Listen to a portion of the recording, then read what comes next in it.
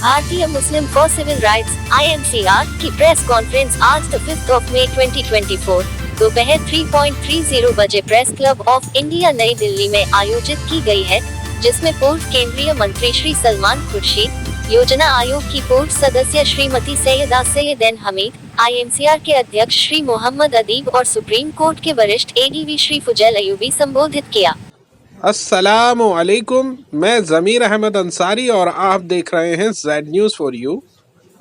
अर्ज़ यह है कि आपने अपने channel Z news for you को अभी तक सब्सक्राइब नहीं किया है तो सब्सक्राइब करें और साथ में दिए हुए बेल आइकन को भी दबाएं, जिससे हमारी आने वाली सभी वीडियोस के नोटिफिकेशन सबसे पहले आपको मिल सकें। नई दिल्ली, 5 जून 2024। IMCR ने जनादेश का स्वागत किया। भारतीय मतदाताओं ने नफरत को नकारने और संविधान तथा लोकतंत्र के प्रति अपने अटूट समर्थन को साबित कर दिया है। 2024 की लोकसभा के नतीजे मुस्लिम मतदाताओं के लिए एक बड़ा पल। मतदाताओं की जागरूकता और एकजुटता ने भारत को मोदी लहर की धारणाओं को खत्म करने में मदद की। भारतीय मुस्लिम फॉर सिविल राइट्स (IMCR) 2024 के लोकसभा चुनावों में उनकी उल्लेखनीय जीत के लिए भारत गठबंधन के सभी नेताओं को हार्दिक बधाई देता है। लोकतंत्र में आस्था की पुष्टि।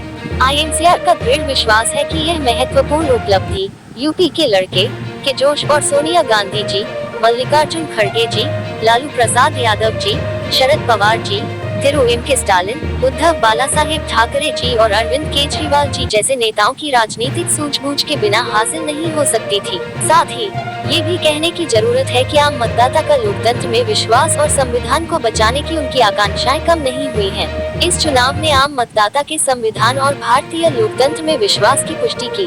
खास तौर पर मुस्लिम मतदाता, जिनकी अक्सर धार्मिक आधार पर मतदान करने के लिए आलोचना की जाती है, ने धार्मिक संबद्धता से परे लोकतांत्रिक मूल्यों को बनाए रखने के लिए भारतीय उम्मीदवारों का समर्थन करने के लिए बड़ी संख्या में मतदान किया। महत्वपूर्ण मतदान रुझान। मुस्लिम मतदाताओं ने कई मुस्लिम बहुल निर्वाचन क्षेत्रों में गैर मुस्लिम उम्मीदवारों का समर्थन किया। धार्मिक पहचानों पर रणनीतिक चुनावी जरूरतों को प्राथमिकता दी।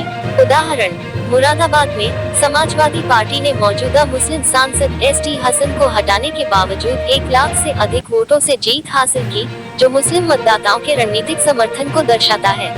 मुस्लिम प्रतिनिधित्व का ऐतिहासिक संदर्भ। 2011 की जनगणना के अनुसार भारतीय मुस्लिम, जिनकी जनसंख्या 14% से अधिक है और जो विश्व स्तर पर तीसरी सबसे बड़ी मुस्लिम आबादी है, ऐतिहासिक रूप से संसद में कम प्रतिनिधित्व वाले रहे हैं। आनुपातिक रूप से संसद में लगभग 75 मुस्लिम सांसद होने चाहिए थे, जबकि पिछले 6 चुनावों में मुस्लिम सांसदों की संख्या 29 1998, 32 1999, 36 2004, 30 2009, 23 2014 और 25 2019 रही है। इस चुनाव में मुस्लिम वोटों का इस तरह से एकीकरण हुआ कि उन्होंने पिछले विभाजित मतों के पैटर्न का प्रतिकार करते हुए एक और दिन के लिए गंभीर रूप से कम प्रतिनिधित्व को बरकरार रखा है। कम मुस्लिम उम्मीदवारों के बावजूद मुस्लिम मतदाताओं का समेकित समर्थन एक महत्वपूर्ण बदलाव को दर्शाता है। जबकि मुस्लिमों का लोकसभा में कम प्रतिनिधित्व जारी रहेगा, मुस्लिम वोटों में भारी एकजुटता देखी गई है, जो कि इंडिया ब्लॉक द्वारा कई निर्वाचन क्षेत्रों में मुस्लिम उम्मीदवारों को हटाने से भी प्रभावित नहीं हुई है। चुनाव से मुख्य निष्कर्ष। धार्मिक राजनीति की अस्वीकृति और मुस्लिम मतदाताओं ने धार्मिक पहचान के आधार पर उम्मीदवारों और मुद्दों को अस्वीकार कर दिया। भारतीय गठबंधन को इसके लोकतांत्रिक मूल्यों के लिए समर्थन दिया। उन्होंने धार्मिक विचारों पर संविधान और लोकतंत्र को बचाने को प्राथमिकता दी। संवैधानिक मूल्यों के लिए समर्थन। भेदभावपूर्ण टिप्पणियों और नीतियों का सामना करने के बावजूद मुस्लिम मतदाता संविधान और भारतीय लोकतंत्र का समर्थन करने पर केंद्रित रहे। उन्होंने उकसावे को नजरअंदाज किया और भारत और इसकी लोकतांत्रिक विरासत के विचार को बनाए रखने के लिए सामूहिक रूप से मतदान किया। बढ़ी हुई राजनीतिक चेतना। नागरिकता संशोधन अधिनियम, उत्तराखंड में समान नागरिक संहिता और कर्नाटक में हिजाब मुद्दे जैसी घटनाओं ने मुस्लिम मतदाताओं के बीच राजनीतिक जागरूकता बढ़ाई है। भविष्य के चुनावों में मतदाता भागीदारी और लोकतांत्रिक प्रक्रियाओं में विश्वास में वृद्धि जारी रहेगी। मुस्लिम मतदाता अधिक जागरूक और शिक्षित हो गए हैं। भारत ने एग्जिट पोल में सभी अटकलों को गलत साबित कर दिया है। एग्जिट पोल ने भाजपा के नेतृत्व वाले राष्ट्रीय जनतांत्रिक गठबंधन (NDA) के लिए महत्वपूर्ण बढ़त की भविष्यवाणी की थी, जो 350 सीटों टाइम्स नाउ से लेकर 415 सीटों तक थी। भारत ब्लॉक पार्टियों के लिए पूर्वानुमान बहुत कम थे। अनुमान 96 सीटों टुडे चाणक्य से लेकर 182 सीटों एबीपी वोटर तक थे। अंतिम चुनाव परिणाम इन पूर्वानुमानों से काफी अलग थे, जिसने भारत गठबंधन की सफलता को प्रदर्शित किया और श्री प्रशांत किशोर सहित कई राजनीतिक विश्लेषकों को गलत साबित कर दिया।